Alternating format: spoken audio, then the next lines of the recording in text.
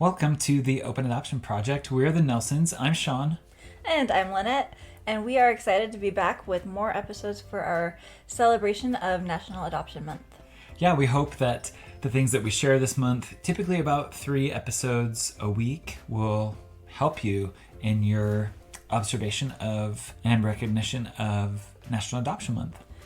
Yeah, we're really grateful for the opportunity to be sharing different perspectives and opinions, and always looking for that chance to learn.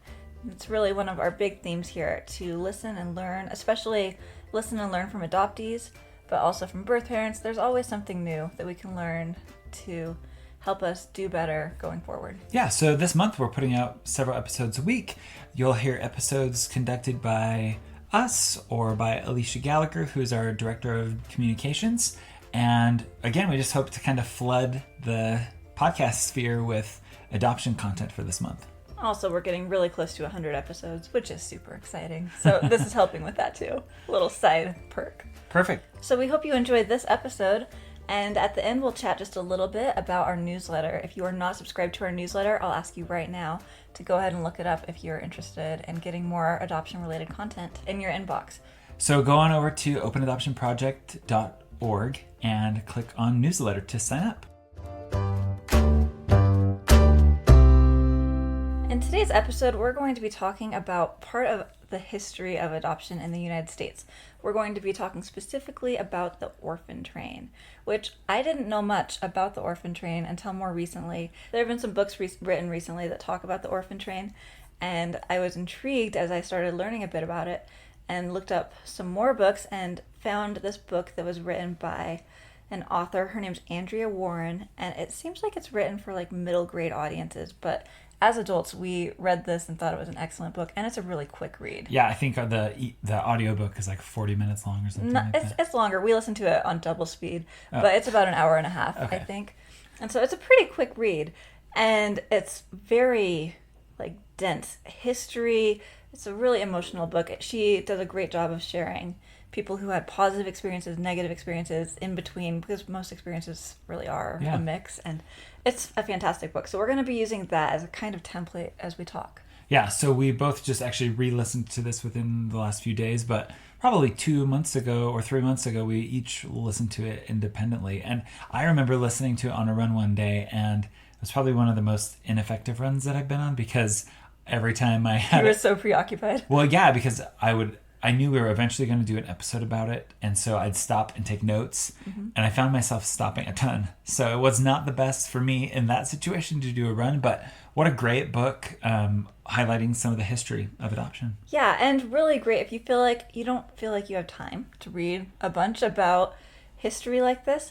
I think this is a really important book for people in the adoption community to read, and it is very accessible. It's written for a younger audience, so you could read it with your children if you wanted to, and it's just powerful. I have thought back on what I read initially multiple times, and rereading it, I got even more out of it. It's a great... Well, and it's really interesting too. I mean, we'll talk about a lot of these things today, but a lot of the verbiage and just, even just the lingo that we use in the adoption world comes from this period of time in the United States. At least we think so. Yeah, we're not historians. But based on seemingly what we read in this book, I was shocked to see how much seems to have transferred over. So just a little bit of background before we jump in and talk more specifically about the book and the experiences that the book talked about. So in the 1850s, there was a man, I think he was a minister, and he was in New York City. His name was Charles Loring Brace. And he is really the one who founded this movement of orphan trains. So he started it off as a free foster home movement. He was concerned about the large number of immigrant children who were sleeping on the streets in New York. And it sounds like he was really idealistic, like a lot of young people often are. And he had a really idealized view of what he thought the West was. And when we talk about the West in this context, he's really talking about the Midwest and the South as we know it today in the United States. But he was really seeking to provide homes for these kids who were living on the streets and didn't have a stable home or family life. And so he would advertise for families willing to provide free homes for these children, whether as a charity or as a way for them to get help with labor in their Western frontier homes. And in many cases, these children were placed in circumstances that were similar to indentured servitude, which is really what a lot of the adoption scenarios that you'll read about in the earlier periods of the United States were. It was really more of an indentured servitude kind of vibe, not really what you would think of adoption nowadays as being like. And so all of this really became the foundation for the foster care movement as we know it today. It's kind of a conundrum though, right? Because he definitely saved lives and helped some children get into way better situations, but also a lot of these placements and practices were very unethical. A little sketchy. Very sketchy. There were a lot of things that were messy and just, they were very iffy. So it's complicated. Yep. Yeah. For sure. Well, some might ask, like, why does knowing the history of adoption matter? Yeah. And I think, this episode really is only going to dive into talking about the orphan train in the United States, and that's just a fraction of the history, at least in the U.S.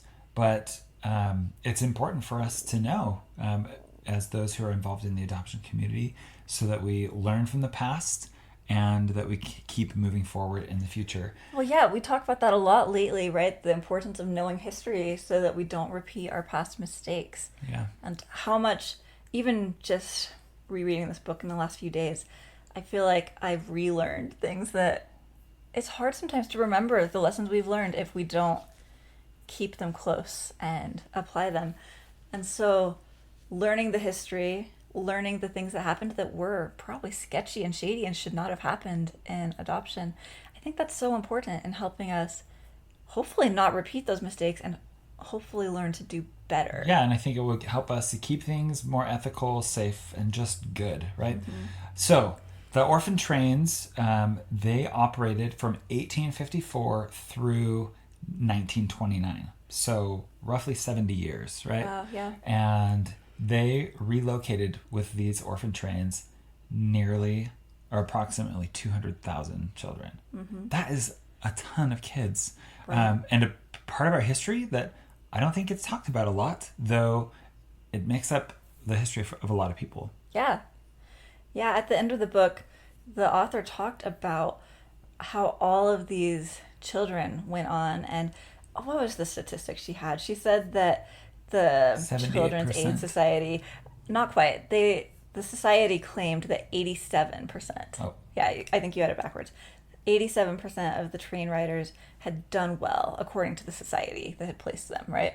And even she said, like, what does done well mean? We don't really know. But yeah, we don't know how they during that that 76-year period, 87% had seemingly positive outcomes. And I don't know how much I would rely on that, right? Totally. But she did talk about how there were several well-known politicians and others in the country who were well-known who were children who rode the orphan trains. Yeah, people who became senators and lawyers and doctors and a Supreme Court justice, right? So all of these people that were involved. So the Orphan Train Rider was written by Andrea Warren and talks about the protagonist or the main character. It's not really protagonist because it's nonfiction, yeah. But yeah, she talks about Lee is the main subject of this book. And she shares a lot of accounts from other people who rode the orphan trains too. But she really focuses on Lee. So basically, the high-level overview of this book is his story about being separated from his family and how he is put on a train with some of his brothers, shipped across the country, eventually separated from another brother and both brothers ultimately being adopted by a family. And we're going to try not to spoil things too much, but yeah, really quick, we probably will be spoiling a little bit. He's adopted by a family, and in the end of the book, we learn that he's reconnected with some of his biological siblings. And we're going to talk more about that in a few minutes, because that was powerful to me. Yeah, but that's kind of the high-level that's a good story of Lee. It's a good summary, yeah. So we're going to just jump in, and we're going to talk about some things that stood out to us from the book that are poignant for us today and probably important for us to know. Yeah. So one thing that stood out was that Charles Brace used the term placing out for the children that were sent off on these orphan trains and taken into homes in the West. And that's a term I've heard before, right, hon? Yeah. Like, they're being placed with us, our children. that's the term that adoption agencies will often use. Instead of giving up, they'll say placed or placed out. Yeah. For adoptions. And that has been in the adoption vernacular since the 1850s. I mean, as far as we know, yeah. I thought that was really interesting that has stuck around for so long. I thought so too. It's one of many things throughout the book that I'm just like, wow, did this originate here? And how has it lasted for so long? It's just interesting. Yeah. Yeah. Yeah, and there were a lot of holes in the histories of these children throughout the book, all of these children. But one example is Lee has a baby brother named Gerald. And he was 3 on the orphan train. His dad gave his baby brother to him as he was boarding the train. And he hadn't seen his baby brother since he was 1 year old, I think he said. Yeah, so it'd been like 2 years. Yeah, and Lee, nor his brother, either of his brothers who were with him, none of them knew where Gerald was for the 2 years before. So he had like this 2-year gap and they never found out like who was taking care of him. They knew it wasn't his father. And yeah, like he just doesn't have access to this part of his history, which is tragic. And so many of these kids had that. Just shared like, I have no idea what happened between this age and this age in my life. Like the story is just... It's been lost. Yeah. Yeah. And one of the most impactful things for me, Lee talks about his experience riding this orphan train and the women who worked with the society. They're called matrons, right? And there's this matron who was on the train with him, and she was terrible. He had this envelope that his father gave him that he was supposed to use this contact information to send a letter to his dad and let him know where he and his brothers ended up so that his dad would know where they were. Yeah, but they're on the train and the matron sees him with it and tries to take it, and he like fights her off and then hides it and puts it like in his jacket pocket, but then falls asleep on the train, and when he wakes up, she like the stole it from gone. him and while he was sleeping. Yeah, it was awful. So it seemed as though those that were working on these trains were intentionally trying to erase connections and histories. Yes, especially because there wasn't documentation helping connect where these children were coming from and where they were going, where they ended up. Yeah, so heartbreaking. So that is definitely one critique of how this system worked. It's tragic. Yeah, and I mean, I think the lesson for us is the more information that we have about our children's stories or adoptees' stories, we want to fill in as much of the blanks as we can for Absolutely. them. And this was really impactful for Lee. He said that he cried every single night. And he felt guilty his whole life that he wasn't connected to his father. And like blamed himself. And it was terrible because obviously it's not his fault anyway. And it was heartbreaking. Yeah. So basically all these kids are put on a train and they go from town to town, and they're almost advertised as it was icky commodity. Come look at this beautiful white baby with black hair and blue eyes. Like just they were very like it was very dehumanizing is how it felt to me. Just and when people would come, they would take a child. If it wasn't a good placement, they could request a change. They wanted to make sure that there was some type of connection. I feel like a lot of these practices had good intentions. Yeah, they wanted to make sure there was a connection, but at the same time, if it wasn't successful, then it's just like this kid is being tossed around and there wasn't really like counseling or there weren't really social workers navigating this to make sure things were done in a fair way. They weren't screening these families at all, it sounded like. At all. People would just come to the train station and say, I'd love to take that baby home. Yeah. And they would let them. Well, and the employees were supposed to be visiting and checking in on these kids, but the program grew so quickly that Andrea Warren says that this didn't seem to happen. They didn't actually check up on anybody. And so some of these parents didn't know what they were really signing up for. And So a lot of these kids ended up being adopted in homes when their biological families, their first families, didn't really understand the permanency here.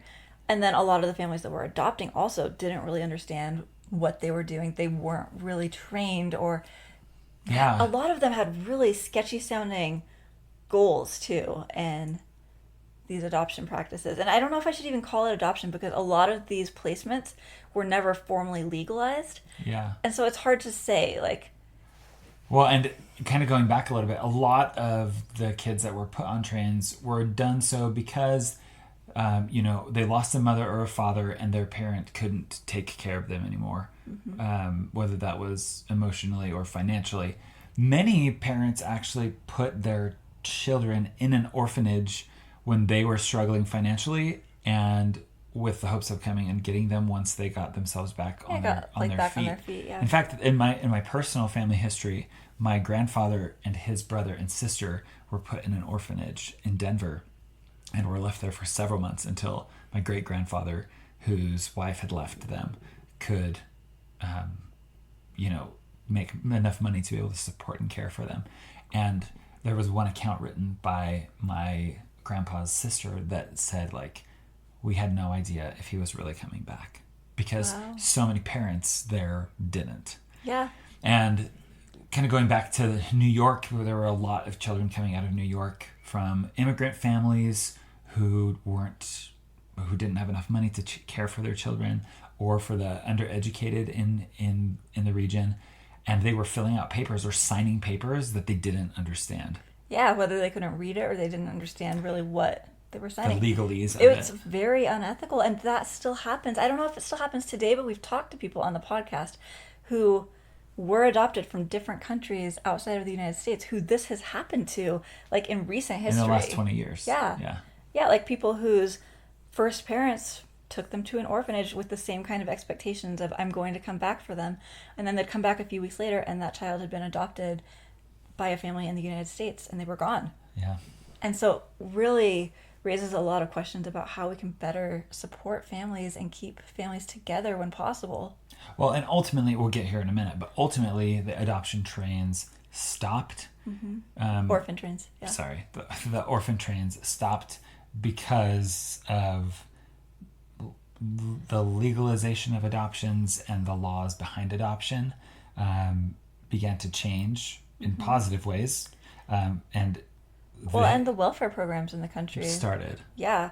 And so they established these programs that were better able to support families and help families who were less well off to keep their children and care for their children. Yeah. So, which is wonderful that was a result, possibly partially because of the orphan trains. Yeah. But sad that it took so long to get there. So sad. So kids are put on the train. They've left their biological families. They're placed out. And they weren't allowed to have keepsakes or keep any connections or ways to find their first family. It wasn't just an isolated event that happened to Lee. But that was like the policy. Standard. They couldn't keep keepsakes that would link them to their biological families. Yeah, I remember in the book that one writer was arrested for trying to steal his own information back. Yeah, that was crazy. Yeah, in his later life, he was arrested for trying to get his own information. And that's also crazy to me because we think of all of these different things we hear about how adoptees are still in so many states in the United States fighting for access to their own birth certificates and their records. And we still have struggles with that today. And how frustrating, right? That we have been struggling with these same mistakes and errors for so long. Yes, right? Yeah, and one thing I thought that was really fascinating was that when these children were taken in by families, sometimes it was like an adoption situation. And in the case of Lee... We don't want to spoil that too much. It's a little bit more positive for him. In the end. But many of them had their names changed because, there was one example of how, this particular person didn't like a politician from New York, and this kid had the same name as that politician. And he's like, there's no way I'm having a son from New York with that name. And so they changed the name, right? Yeah, crazy thing. Well, they talked about some of the reasons people adopted these kids or brought them into their homes. And yeah, there was situations where the family would name the child after a different child that they had biologically had who had passed deceased, away, yeah. and try to like make them a kind of stand-in for this deceased child, or they wanted to have someone to care for them in their old age because they didn't have children, or they wanted someone to carry on their family name, or they wanted someone to work around the house. A lot of these children were placed into abusive situations. One thing that was incredibly creepy to me was that one person accounted that the 14-year-old girls who were really pretty went super fast on the orphan train. And I was just like, how terrifying and how awful that there weren't protections for these girls. Yeah, so that's a pretty rough part of this history. Yeah, there definitely are some major issues that we need to address. But there were some good things that happened too. It was, like I said, it's very mixed. It's hard to really categorize it all as this success or failure, right? Because it's so fluid. Yeah. Well, and the author writes that everyone wanted infants and older children needed homes. But she said that those who were sickly or who had special needs or any children who were not white, they generally weren't even allowed to ride on the train because they knew that they wouldn't be in demand. They wouldn't be able to find homes for these kids if they were sickly or had special needs or didn't look the way that they thought these families in the West would want them to look.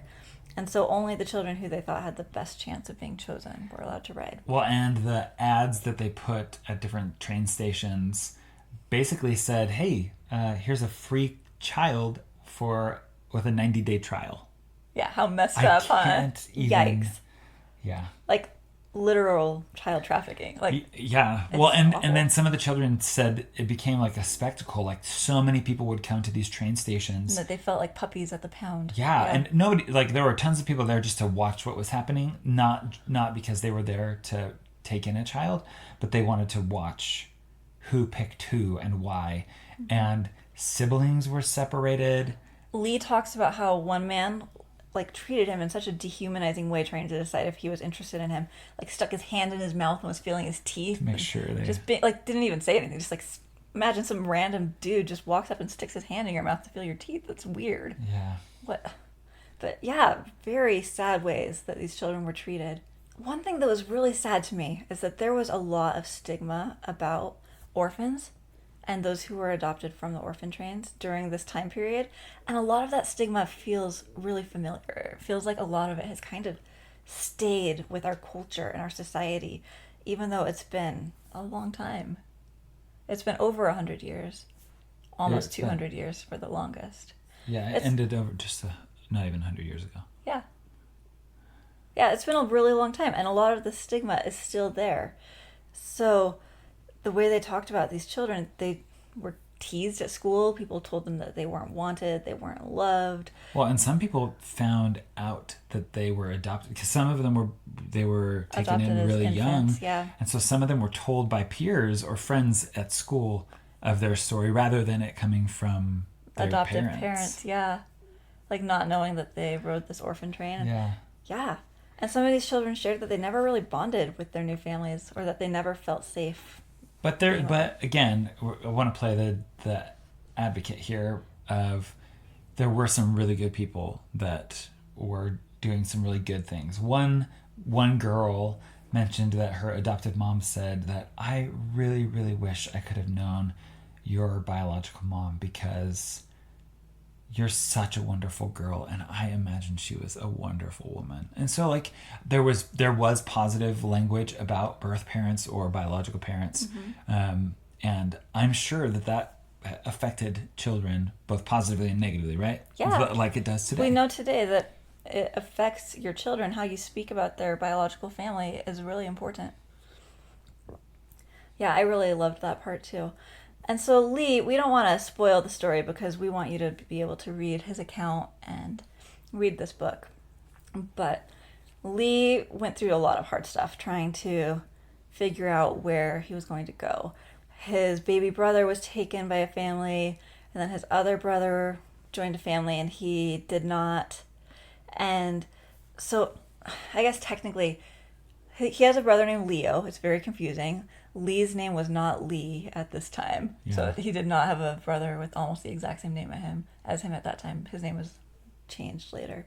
But Lee and Leo were actually taken in by the same family for a while, and I'm assuming that the adoptive family decided it wasn't a good fit with Lee, but they wanted to keep Leo. And so there was no conversation with either boy about what was going to happen. But one day, this matron who had taken his envelope, who he hates, she just shows up at the house. Takes him away. And luckily, it wasn't too far. But he didn't know that at the time. No. And his little brother was crying and trying to chase after him. And there was no real conversation about what was going to happen. He was heartbroken for a while and went through some more hard stuff before eventually finding an adoptive family that he stayed with. But I thought that was so sad that there was no dialogue. There was no one treating... Yeah. It goes with everything else we've been talking Very about, though, where dehumanizing. these children really weren't treated like humans. They were treated like second-class citizens because they were, I don't know, destitute, possibly orphaned. Just really sad. Yeah. Yeah. So we wanted to do this episode to just highlight, again, an aspect of adoption history in the United States. This book is great. Like Lynette said, it's a really quick read, really easy read. There are several movies that have been created about the orphan trains. And there's other books, too. There's a more popular book that I think is historical fiction that talks about the orphan trains. I liked this one, though, because it's sharing true accounts. And I feel like it presents things fairly balanced. But yeah, really fascinating. One thing I did want to talk about was when... I hate to spoil it, but I thought this was important to talk about. So when Lee finally found the home that he was going to stay in, his adoptive mom said a prayer at dinner, right? Like she said grace. And in her prayer, she expressed gratitude for him. And he said he felt so shocked because he had never heard anyone express gratitude for him. He had never felt wanted. And she, in the prayer, said, like, thank you, God, for our new son, or something on those lines. And then a few minutes later, she and her husband take him out to the town and stopped to talk to every person they passed and said, this is our new son. We are so grateful for him. Well, and I think he mentioned, too, specifically, he's like, not only did I gain a new mom and dad, but I gained aunts and uncles and a grandma who loved me fiercely. And it reminded me a little bit of conversations we've had in the past about the role of adoptive grandparents in helping someone feel like they are accepted into the family. Absolutely. Yeah, Michael Grant talked about that. That was a really important takeaway for me from that conversation. So a few more highlights from this book, and especially from Lee's experience that I really thought we should talk about just really quick. So he spent his summers, I'm trying really hard to not spoil things too much, but he spent his summers with his brothers after they were all adopted by different families. And I thought that was cool. Yeah. So they weren't far apart geographically, and they knew that they had been placed in homes close to one another. And so they were able, their adoptive parents made it so that they could spend time together in the summers. Yeah, I thought that was beautiful. So it was like open adoption with part of his birth family, right, with his brothers. And it sounds like there wasn't really any issue of insecurities from adoptive families or anything getting in the way. They were all able to stay connected to each other.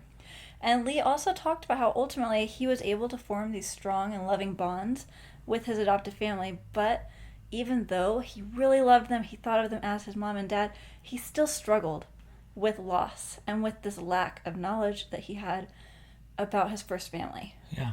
And late in life, in the book, it accounts for the reconnection to some of his older siblings that weren't put on the orphan trains. And he only really met one, but yeah, it was hugely impactful to him and his feelings of personal identity, getting to meet one of his older siblings. Well, yeah, and he said, it was kind of interesting how he said it, like, going into it, I didn't think it would have a very big impact on me. Like, I had lived my whole life without him. Yeah, he was older. He was an older adult. He had children and grandchildren. And he said when they walked into the room, they just ran to each other and embraced one another. And for the rest of his brother's life, they had a really meaningful relationship, great connection. Yeah, that was beautiful. And obviously, we're not doing it justice. Please read this book. But for sure, one more thing that he shared that I thought was really sound advice for all of us was that we can't control our circumstances, but we can control our reactions. And he said that he was grateful that ultimately he was able to let go of that anger he felt, especially after that matron took his envelope and all of these horrible things happened that we didn't really go into, but you can read about it in the book. All these horrible things happened, but he was able to release that anger over time and turn these tragic experiences he had into triumph. Yeah, again, that takeaway for me, I really liked. He said, like, we can't control what happened to us. Yeah. But we can control how we respond. So, the orphan trains ran for 76 years. It sounds like a lot of them did okay. A lot of the kids, yeah. But there were also a lot who were abused and who were treated very poorly. Yeah. So in 1930... in the 30s. Yeah. And there's some discrepancy on dates, but we know that child labor laws started to be put into place in the early 1930s, which restricted a lot of what was happening, kind of that indentured servitude, where young kids were being put to work. And also, like Lynette mentioned earlier, they started having the welfare program in the United States, which was supporting families that needed help and didn't have to put their child in a situation where they were in an orphanage or place them out, right? And orphanages started to close. Really, the 1930s was a big shift in child care and caring for those that didn't have family members. Yeah, and thank goodness. I am so grateful for the changes we've made. But at the same time, I really was surprised by reading this book, coming to terms with these feelings like, wow, we still have a long way to go. Yeah, it's been more than yeah. Yeah, I mean, we're coming up on 100 years since this ended. Since it ended, yeah. And we still have some room to grow. Absolutely, which is why we're talking about it. Yeah. Yeah, the book is called Orphan Train Rider, and it's by Andrea Warren. Go check it out. Go take a listen to it, read it, and let us know what you think. Thank you so much for listening to this episode of the Open Adoption Project.